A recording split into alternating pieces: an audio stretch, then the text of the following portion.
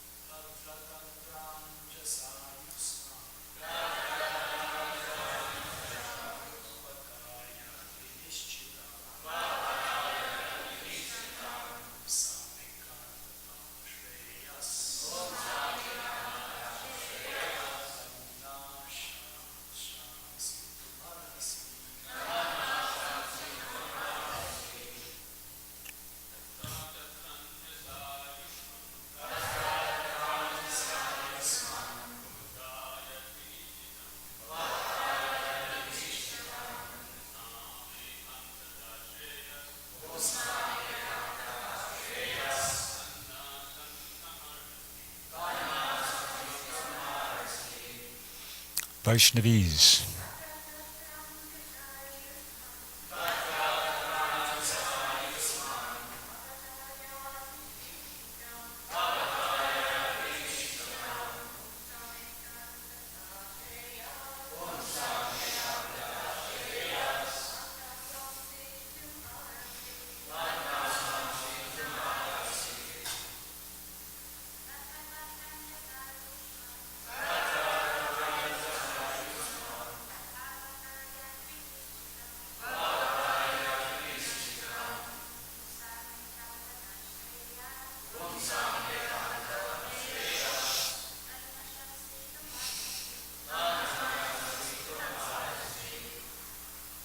Tatra, thereof. Tatra, thereof. Anjasa, made easy.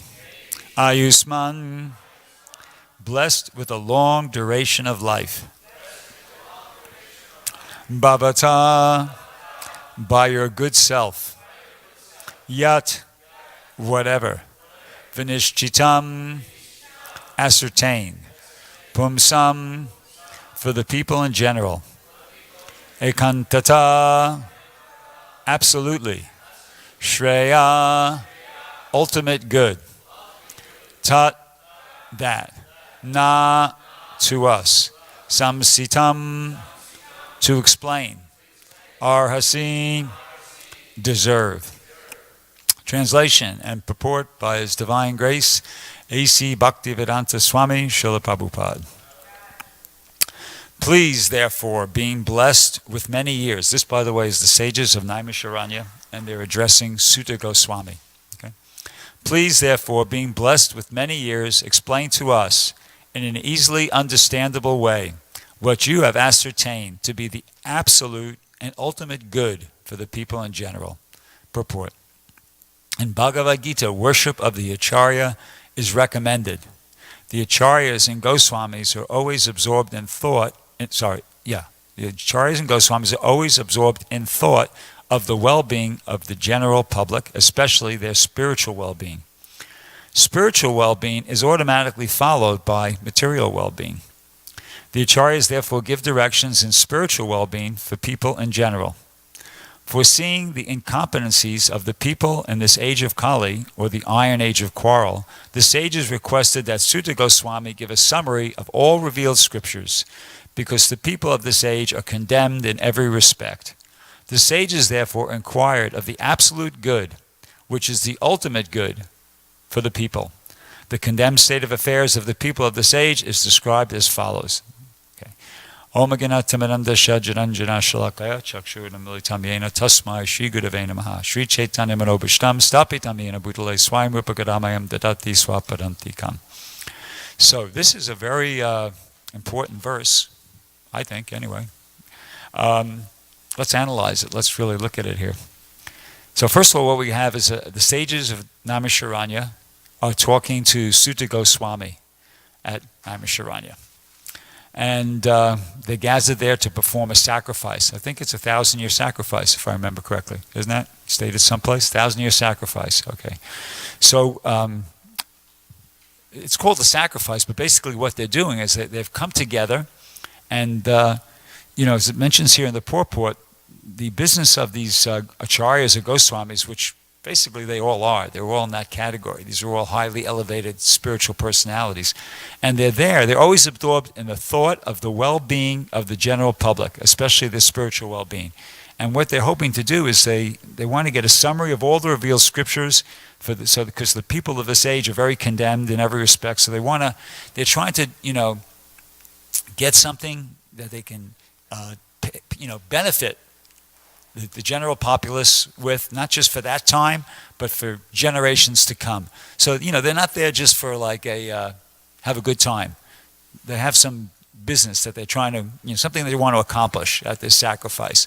So there they are, they're all gathered there, the sages of Naimisharanya, and Sutta Goswami is their spokesman.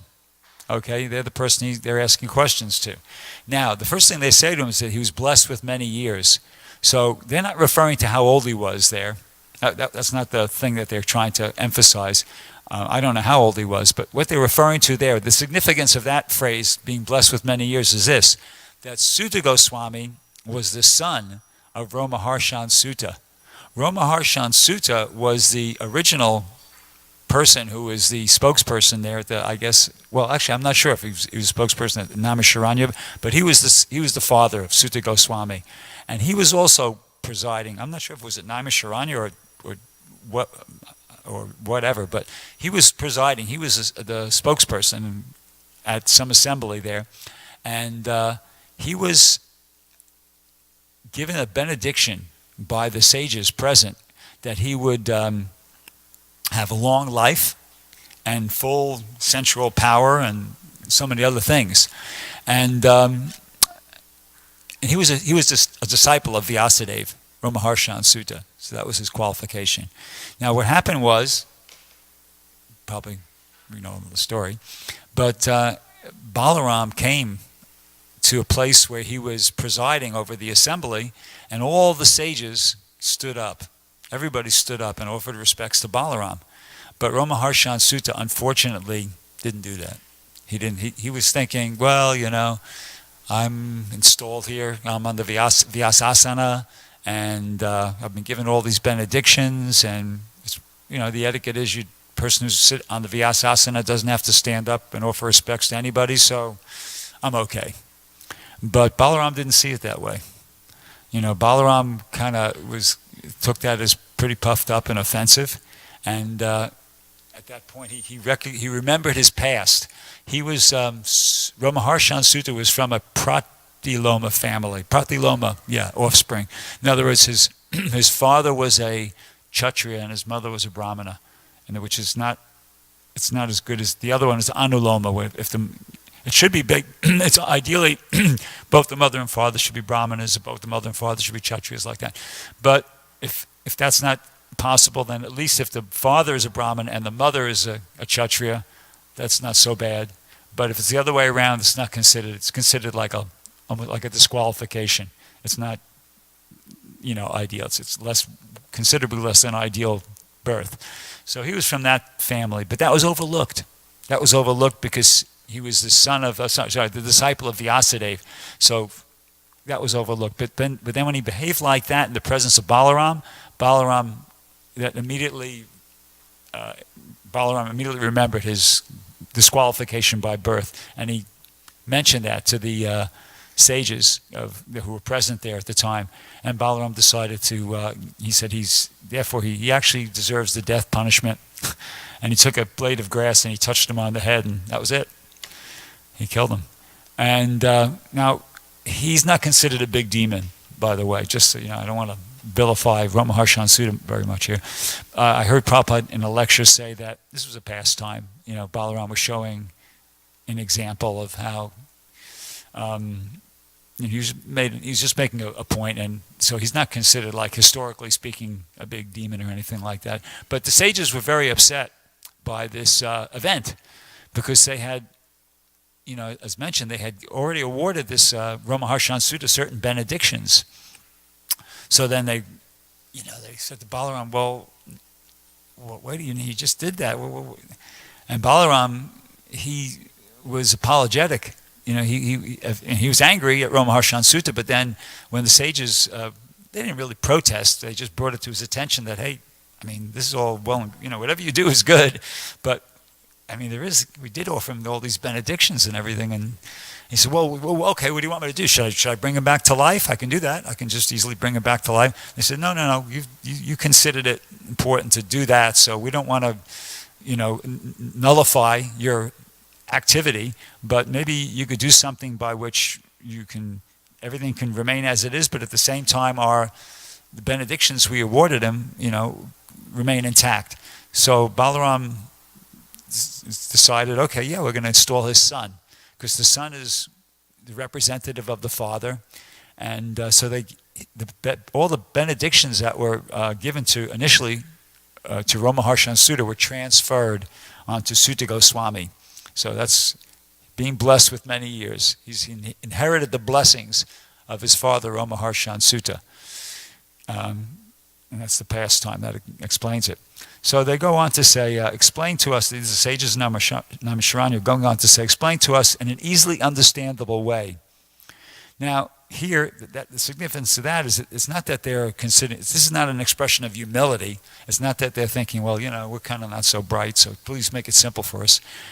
I don't think that's the way to understand this. It's what, as I mentioned, their concern is they're concerned about the spiritual well-being of the general public. So they're hoping, they want to get something from Sutta Goswami. They want him to break it down, you know, because they're concerned that, you know, the people of this age of Kali, which is what they know they're entering into, as mentioned here in the purport, the Iron Age of Quarrel, they're foreseeing the incompetencies of the people of this age of Kali. See, so they could foresee the incompetencies of the people of the age of Kali. So therefore, they're asking Sutta Goswami, look, please do us a favor. We want to know, we want to hear from you what you think is the best thing, definitely the best thing people could do with their life, and please just present it in a really simple way. Because these people that we gotta, that we're gonna be trying to administer this to, or, share this with, and as time goes on and generate future generations, they're going to be very materially and spiritually incompetent, and therefore we've got to really break it down and make it simple for them. So that's the significance of that. And what they're asking him, of course, is to present what he's ascertained is absolute and ultimate good for all people. In other words, what's the best and most important thing that people could do with their human form of life? So this is a very good question, by the way, in case you haven't noticed. This is a really good question. This is what intelligent people should, when they get together to talk about something, this is the kind of thing this is a subject that should be addressed, especially when you have the opportunity to get the association of some elevated spiritual personality like Sutta Goswami. So they asked him a very good question. Sutta Goswami appreciated that they asked a very good question. I think in the next chapter he says, Munayo sadoprishtoham bhavad bir loka mangalam yat krita krishna samprashna yenatma suprasidati. He congratulates them. He says, thank you, that was a good question. You've asked some good questions. Actually, only questions of this sort are capable of, related to Krishna, are capable of completely satisfying the self. So he congratulates them, and he goes on to give them a good answer. Savai pum samparo dharmo yato bhaktir hoksaja yahoitaki priyata yatma suprasidati. That the supreme occupation for all humanity is that by which men can attain to loving devotional service to the Supreme Lord. Such devotional service has to be unmotivated and uninterrupted in order to completely satisfy the self. So Sutta Goswami, he appreciated their question. He gave them a good answer. And so they were happy campers, sages of Naimisharanya. And I was just thinking as I was reading this that, actually, Prabhupada did that and more. Prabhupada did that and more. First of all, these sages, they came and they approached, because Prabhupada mentions here in the first sentence of his purport, in the Bhagavad Gita, worship of the Acharya is recommended, Acharya Upasanam. It's in chapter 13, text 8 through 13, Acharya Upasanam. So Prabhupada did what Sutta Goswami did and more, in the sense that the sages of Naimisharanya, they were inquiring, from Sutta Goswami, and he gave them an answer. So, he told them, explained to them what life's all about, how and an easy way to achieve the highest perfection that a human being possibly can. So Prabhupada did that, but he not only explained it to us. First of all, we didn't go to him. He came to us. The sages of, Sutta Goswami had it relatively easy in the sense that the sages of Naimisharanya were coming to him and inquiring, and he just explained it to them, and then it was kind of up to them to start a Krishna consciousness movement or whatever. And he didn't walk them through it. But Prabhupada did everything. Prabhupada came to us. He sought us out. We didn't go finding Prabhupada. Prabhupada explained everything. He gave us a total vision of reality. He laid it out, right? Broke it down, and then he walked us through it. He didn't just kind of give us the knowledge and then say, okay, look, now these are the basic ideas. Now you guys figure it out how to apply this practically in life. No, far from that. Far from that. Prabhupada explained everything. We're essentially spiritual beings. We're entangled. We're imprisoned in these material bodies. We're actually meant to be, in the spiritual world with Krishna. He gave us all the conceptual, theoretical knowledge, but then he actually gave directions how to practically, put it into practice as a practical lifestyle, as a culture, as a way of life. See? When I came to the Krishna conscious movement, I got more than just a bunch of ideas what to do with my life. I got everything. I walked in the door. I got a place to live. I got clothes to wear. I got food to eat. I got activities to perform. And people to do them with. You inherit a whole. Prabhupada gave us a whole life. He gave us more than just the philosophy and the ideas. Everything. You got everything all rolled into one. As I said, he just walked us right through it. So it's just something that I was reflecting upon when I was thinking of this verse. So, so this is a very important verse here, and this is what the kind of thing that people should be, devotees should be concerning themselves about, the spiritual well-being of the general public, which is this is really was the essential thing here that was going on at this sages of this Naimisharanya, this sacrifice at Naimisharanya. It's mentioned here also, just sort of like a side point, that material well-being automatically follows spiritual well-being. And and that's why you see that the acharyas they're focusing on spiritual well-being, because they know that one follows the other. It's not necessary to make a lot of elaborate arrangements for the material well-being, because if people just are serious about following the directions for spiritual well-being, then the material well-being more or less follows. And we experience that in our Krishna conscious movement. Prabhupada has given us directions, activities for spiritual well-being, such as rising early, vegetarian diet, activities, and if somebody follows the basic program of Krishna consciousness conscientiously, in a serious way, then you do find that material well-being more or less automatically follows. Good health, and clear brain, that you can work out how to maintain yourself and like that. So not a lot of emphasis has to be given on that, because it, as mentioned here, material well-being will automatically follow the spiritual well-being. So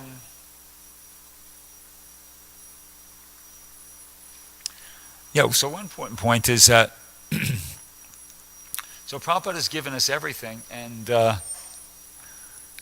so we should be very careful to very conscientious about how we follow his instructions and not cut corners. Everybody heard that, familiar with that expression, cutting corners? Cutting corners means the cheapest, easiest way to do something. It might be a good idea in the material world to cut corners. If you have some business or something like that, you're trying to sell a product, if you can cut corners and how you produce it, you save money in the production costs, and then you're able to make more profit. But the same thing, if we do that in our spiritual lives by cutting corners, doing it the easiest and the cheapest way. If cutting corners means cutting bhakti, that's not a good idea, because by cutting bhakti, we might be cutting our own throat. So we have to be very careful in Krishna consciousness. It's not to avoid the tendency, because it's definitely a tendency. I think I'll put myself at the top of the list there of people who have the tendency to cut corners. I think there's a tendency among everybody to cut corners, to kind of skip out on that part of the kirtan, or maybe not so carefully follow the disciplined reading schedule, or whatever. Everybody's got their corners that they cut, but it's good to remind ourselves, try to not cut the corners. Prabhupada gave us a program, and he knew what he was doing, and every part of this program is essential, and therefore we should try to very conscientiously follow every part of the program that Prabhupada's given us. And we see over the years, those of us who've been around for years, that the devotees who've been the most successful are the devotees who, have conscientiously followed that. They're the devotees who seem to have been able to, over the years, emerge as the most highly successful devotees. People who've very strictly followed the basic programs that Prabhupada's given us, and not cut corners like that. Here's one nice reference. It's an excerpt from a lecture Prabhupada gave here in, I believe it was here in Los Angeles in 1973. He said, if you actually associate with sadhu, then the next stage is bhajana kriya, initiation, how to worship Krishna. Then anartha nivritti syat. If you're actually engaged in devotional service, anarthas, which are things which are not required, they will vanish. Just like we ask our students, no illicit sex, no intoxication, no gambling, no meat eating. Simply by hearing it, you cannot follow it. It is not possible. If you make bhajana kriya, if you're actually following, chanting 16 rounds, then you can follow the others. Because then you'll be able to actually follow these regulative principles. Otherwise, if you are spiritually weak, you cannot. See, so in other words, on this point of not cutting corners, Prabhupada's making the point here that by following these regulative principles, the things he's given us, chanting 16 rounds and attending Mangalarti and attending the Bhagavatam class and chanting in the association of the devotees, etc., etc., etc., that's where you get the strength. That's where you get without doing that, you're not going to have the strength required to follow the 4 regulative principles: no illicit sex, no intoxication, no meat eating, no gambling, like that. Prabhupada says that. He says if you don't do that, then otherwise, if you're spiritually weak, you won't be able to do it. You won't be able to follow those rules and regulations. So once again, very important not to cut corners. And then beyond that, it's of course we can, we should be thinking that, wow, we're so fortunate that we've been given this opportunity, and what can we do? Well, like Prabhupada's done so much for us. What can we do for Prabhupada? Well, that question was posed to Prabhupada once. Here in Los Angeles, devotees wrote a Vyas Puja offering, and in that Vyas Puja offering, they expressed that. They expressed that, Prabhupada, what can we do to repay you? Or we don't know what we can do. We don't think we can repay you. I think that's how they put it. We don't feel like we can repay you. And generally, Prabhupada didn't respond to Vyas Puja homages, but this particular one he did, and he wrote back something. I think it was Ramaswar during that period of time, and he wrote back saying, yes, actually it's correct, that what you've said is correct. It is not possible to repay one's debt to the spiritual master. But if you'd all want to repay me, then please preach very vigorously as I am preaching.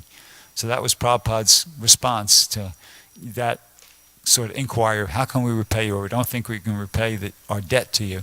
And Prabhupada acknowledged, yeah, you can't, but if you'd all want to try to repay that debt, then please preach very vigorously as I'm preaching. So of course that preaching takes the form of book distribution, Harinam, Prasadam distribution, and pretty much all of us were capable of doing something along those lines. I mean, if you can't do one thing, you could do the other. There's other forms of preaching as well.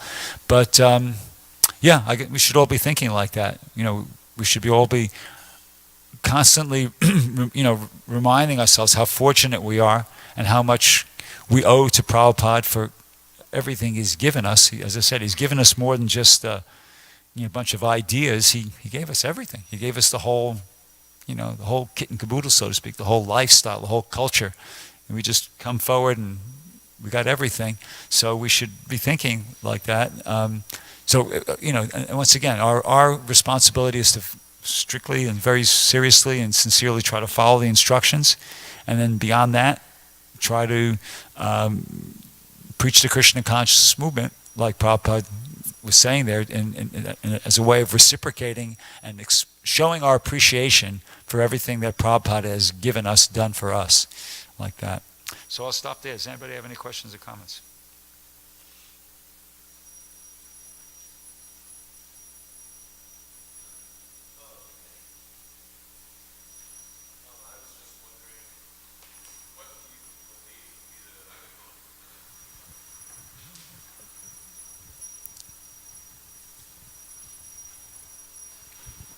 Hare Krishna. Thank you for the class, Prabhu.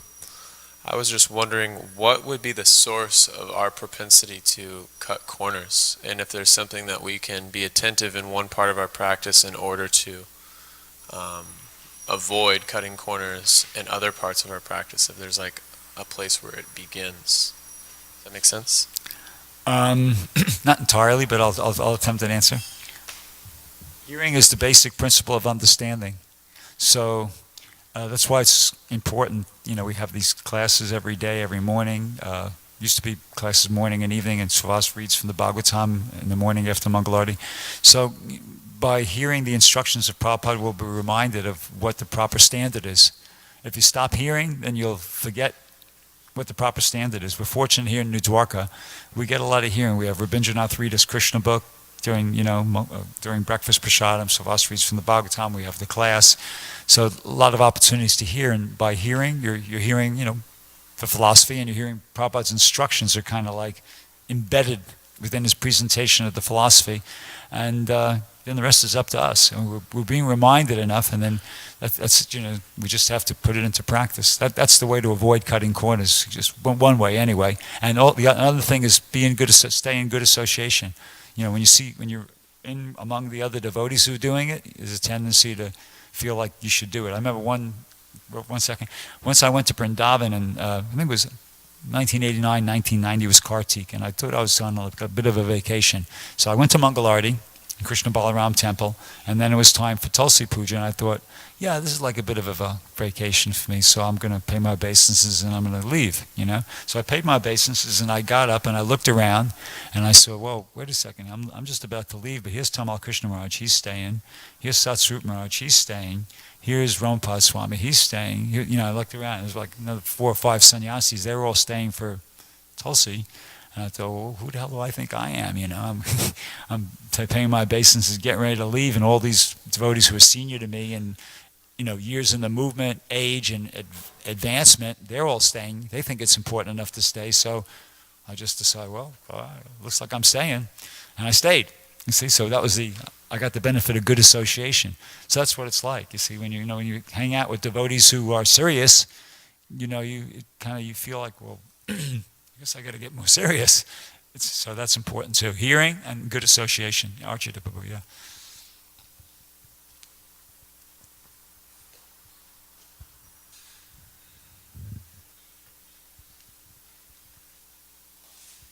Thank you for a really nice presentation, Bhrgupati Prabhu. I think this devotee, I don't know his name. What is it? Davis, Bhakta Davis.